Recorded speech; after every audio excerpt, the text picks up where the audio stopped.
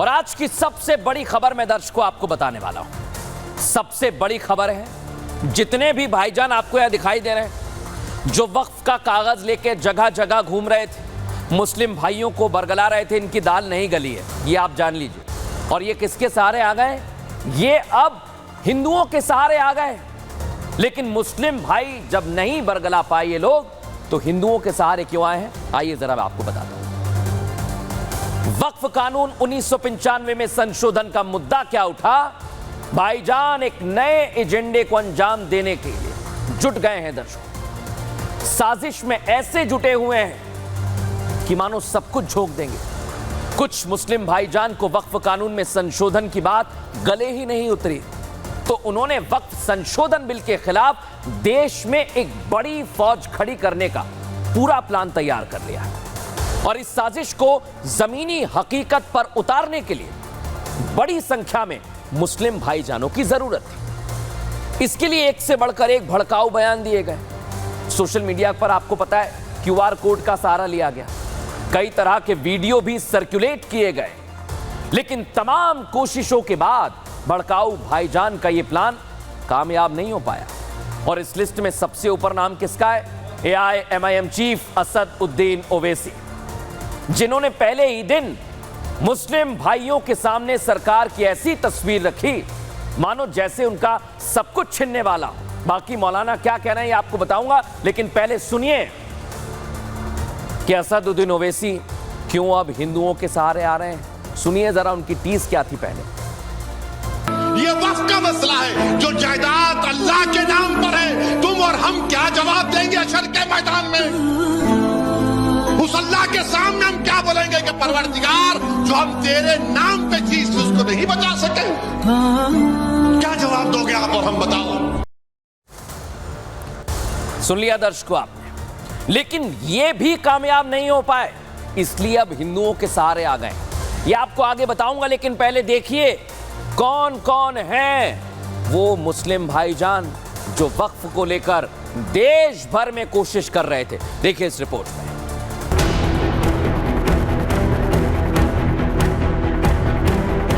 देश की फिजा में जहर घोलने की कोशिशों की तो ये सिर्फ झलक भर है। वक्फ के नाम पर देश में संग्राम छेड़ने का प्लान था, वो कामयाब नहीं हो पाया। भड़काऊ भाईजानों ने देश के अलग अलग कोनों से, अलग मंचों से वक्फ संशोधन बिल का विरोध किया और केंद्र सरकार के खिलाफ मुसलमानों में विद्रोह की चिंगारी फूंकने की पूरी कोशिश की। असद उद्दीन ओवैसी से लेकर मौलाना मोहिबुल्लाह नदवी और कुछ दूसरे बड़े बड़े मौलानाओं ने मुसलमानों को अल्लाह के नाम पर बरगलाने का पूरा एजेंडा सेट कर रखा था। लेकिन वो 25 करोड़ मुसलमानों की बड़ी फौज को केंद्र के विरोध में खड़ा नहीं कर पाए। वक्फ का कोई मालिक नहीं होता, वक्फ का मालिक अल्लाह होता है। वक्फ से जो टकराएगा वो डायरेक्ट रब्बुल आलमीन से झगड़ा ले, उसमें ज्यादा फिगर की जरूरत नहीं है। किसी सरकार ने हमें जगह नहीं खरीद के दी। हुकूमत इसलिए इसमें दखल नहीं दे सकती क्योंकि जो करोड़ों संपत्तियां पूरी दुनिया में हैं या हमारे देश में जो वक्फ की संपत्तियां हैं, वो किसी से भीख में हमने नहीं मांगी हैं। वो बड़ी बड़ी जायदादें मुसलमानों ने अपने अल्लाह के इश्क में, अपने रसूल के इश्क में, उनको अपने रब के नाम पे वक्फ कर दिया। All India Muslim personal law board के अध्यक्ष खालिद सैफुल्लाह रहमानी तो मुसलमानों को बरगलाने के लिए ये सच कबूल कर गए कि वक्फ बोर्ड के पास ज्यादातर जमीनों के कागजात नहीं हैं। आप ही के शहर में सैकड़ों मस्जिदें हैं, क्या हर मस्जिद के लिए जो मुद्दतों से मस्जिद के तौर पर इस्तेमाल हो रही है, क्या कागजी सबूत मौजूद है? जो सैकड़ों कब्रिस्तान हैं, क्या आप उनके लिए दस्तावेजी सबूत फराहम कर सकते हैं? तो नतीजा ये होगा कि इन तमाम चीजों को गवर्नमेंट अपने कब्जे में लेने की कोशिश करेगी। ओवैसी के बगल में सैफुल्लाह रहमानी ही नहीं, बैरिस्टर साहब भी ये कबूल कर बैठे कि कब्जाई जमीनों का पुलिंदा है वक्फ बोर्ड। ये अगर कानून बन जाएगा, उत्तर प्रदेश में 1,21,000 वक्फ की प्रॉपर्टीज हैं, 1,12,000 के पास कागज ही नहीं है। वक्फ का यूजर खत्म हो गया तो जायदादें कौन लेगा?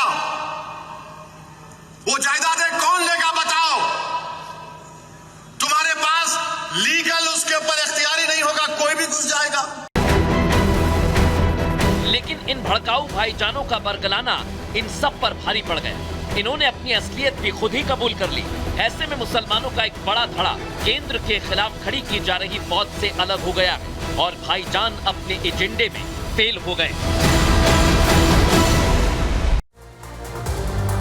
दर्शकों, कई मुस्लिम भाई हैं जो हमें सुन रहे हैं। वो जब इनके साथ नहीं गए तो इन्होंने प्लान बदल लिया है, क्योंकि केंद्र सरकार के दृढ़ संकल्प और निश्चय के कारण ये भड़काऊ भाईजान जो कोशिश कर रहे थे वो पूरी नजर होती नहीं आई है। ऐसे में अपने प्लान को ये बेहद शातिर तरीके से बदलने की नई साजिश कर रहे हैं दर्शकों। और इस बार भाईजान के पास दूसरा कोई चारा नहीं बचा है। भाईजान हिंदू भाइयों की शरण में जाने का पूरा प्लान कर चुके हैं, पूरा विचार कर लिया है। भड़काऊ भाईजान ये समझ गए हैं कि हर मुसलमान को वो अपनी इस जिहादी साजिश में अपने साथ खड़ा नहीं कर सकते हैं, क्योंकि इतना आसान नहीं है। मुस्लिम समझदार हो गए, इसलिए अब वो हिंदुओं का सहारा ले रहे हैं। क्यों मैं कह रहा हूं? यह है मौलाना कल्बे जव्वाद, जिनकी तस्वीर मैं आपको दिखा रहा हूं। कल्बे जव्वाद ने हिंदुओं को हाथ पकड़कर अब अपनी मनमानी करने का पूरा प्लान तैयार कर लिया है और उनकी यह साजिश उनके इस बयान से झलकती है जो मैं आपको सुनवा रहा हूं। सुनिए जरा। कि ये तो सिर्फ शुरुआत है, वरना उनकी नजरें मंदिरों पर भी है। जो आज खुश हो रहे हैं वो खुश ना हो, क्योंकि दूसरा नंबर मंदिरों का है। दूसरा नंबर, क्योंकि 1000 करोड़ 1000 टन सोना जो है मंदिरों में, 1000 टन सोना मंदिरों के अंदर है। 1000 टन सोना, इस पर नजरें हैं हुकूमत की, इस पर नजरें हैं। लिहाजा आज जो खुश हो रहे हैं, जब उसके बाद वो प्रोटेस्ट करेंगे तो कहेंगे तो प्रोटेस्ट जो करें तो भी तो खुश हो रहे थे। लिहाजा हमारे दूसरे भाई खुश ना हो इसके ऊपर, बल्कि वो हमारा साथ दें, क्योंकि दूसरा नंबर उन्हीं का है। ये धोखा दिया जा रहा है, धोखा दिया जा रहा है। सुना आपने? वो कह रहे हैं कि मंदिरों पर कब्जा हो जाएगा। सोचिए अब इस तरह की बातें क्यों की जा रही हैं। इसलिए आज कुछ सवाल भी खड़े हो रहे हैं दर्शक। आप खुद बताइए कि इसे आप क्या कहेंगे? हिंदुओं को बरगलाने की ये कोशिश है या फिर भाईजान अब हिंदू भाइयों के सहारे ही हैं? यह मैं क्यों कह रहा हूं दर्शकों, इनका प्लान समझिए। हिंदुओं को बरगलाने की कोशिश है। क्यों ऐसी बात मैंने कही? क्योंकि इसके पीछे दो एंगल सामने आए। पहला मैं आपके सामने रख चुका हूं। भाईजान अब केंद्र सरकार के सामने सरेंडर कर चुके हैं, ऐसा लग रहा है।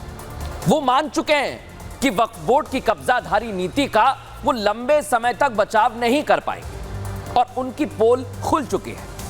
जिस काली पट्टी को बांधकर देश के बाकी मुसलमान रह रहे थे, उनके सामने भी अब पिक्चर साफ हो गई है। और ऐसे में इसलिए मैं कह रहा हूं दर्शकों, भड़काऊ भाईजान को अब हिंदू ही एकमात्र सहारा दिख रहे हैं, क्योंकि मुस्लिम इनकी बातों में नहीं आए।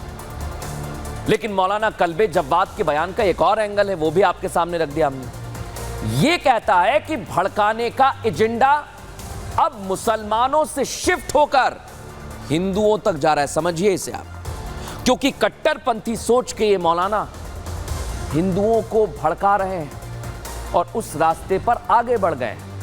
वो उन्हें भड़का रहे हैं। क्यों भड़का रहे हैं? क्योंकि वक्फ की जमीनों के बाद अब अगला नंबर मंदिरों का होगा, इस तरह की बातें कह रहे हैं।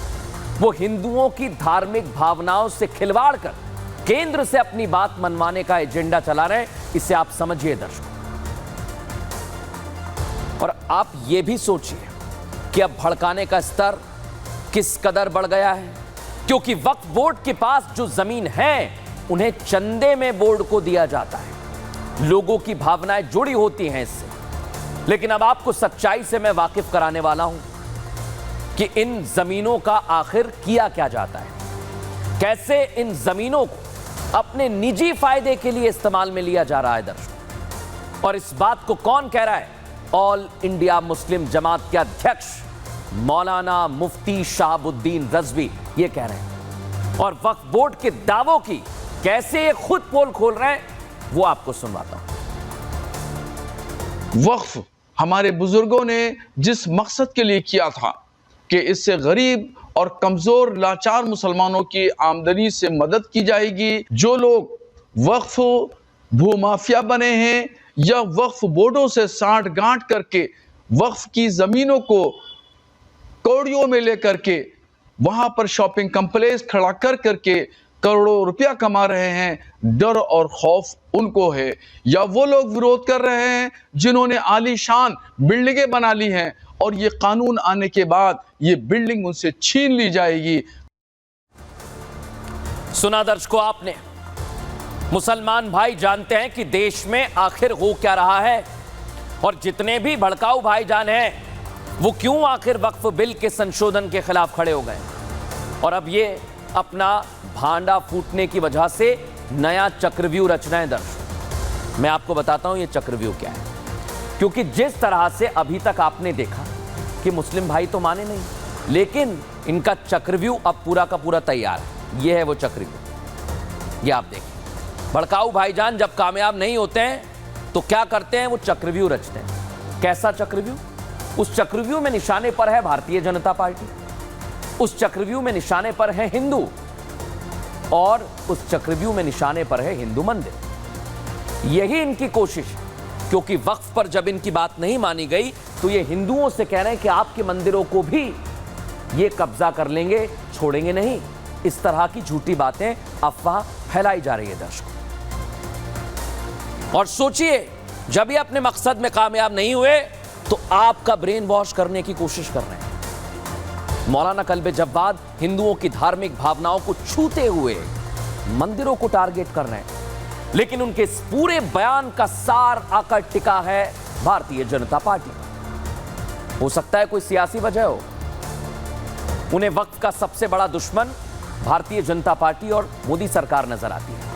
वो बीजेपी नेता निशिकांत दुबे जो कि सांसद हैं, सीधे सीधे गृह मंत्री अमित शाह को भी घेरते हैं, सवाल उठा रहे हैं कि जब इस मामले में जेपीसी की जांच चल रही है, जेपीसी जांच कर रही है, तो अमित शाह ने कैसे यह दावा कर दिया कि वक्फ संशोधन बिल को पास होकर ही रहेगा। सोचिए, सीधे निशाने पर ले रहे हैं, लेकिन बोल क्या रहे हैं वो आपको पहले सुनवाता हूं। देखिए, सबसे बड़ा धोखा तो अभी खुल गया कि अभी जीपीसी की रिपोर्ट आई नहीं और अमित शाह जी कह रहे हैं कि हम पास करवाएंगे। इससे ये धोखा है कि नहीं है?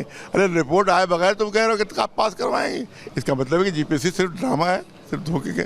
आप पहले से कह रहे हैं भाई, अब उसके फेवर में रिपोर्ट आ जाती बिल के, अगर आए तब आप कह सकते हैं कि हाँ साहब हमको बिल को पास करवाएं।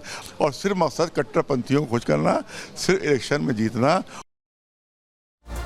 सुन लिया आपने मौलाना साहब किस कदर भड़का रहे हैं, वक्त संशोधन बिल पर तिलमिला रहे हैं दर्शकों, और बातों ही बातों में इसे इलेक्शन स्टंट के साथ हिंदुओं को कट्टरपंथी भी बता दिया। यहां मैं मौलाना कल्बे जव्वाद से कुछ सवाल भी पूछना चाहता हूं। सवाल ये कि मौलाना कल्बे साहब, आप पल पल में अपना रूप कैसे बदल रहे हैं? अपने इसी बयान में आप हिंदुओं को अपना सहारा बना रहे थे, कुछ ही पलों में आपने उन्हें कट्टरपंथी बता दिया।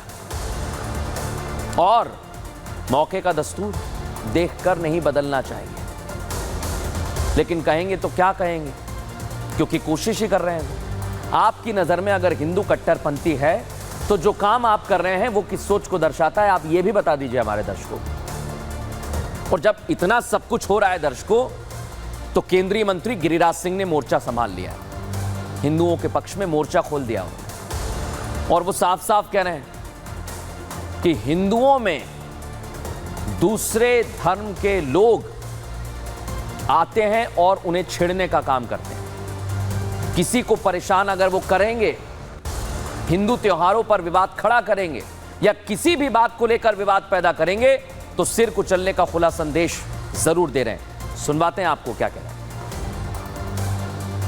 जो गुंडागर्दी करे हिंदुओं के धर्म पर, उसकी इतनी पिटाई करनी चाहिए कि जीवन में फिर वो उस तरह का हरकत ना करे, क्योंकि हिंदू कभी दूसरे धर्म को डिस्टर्ब नहीं करता।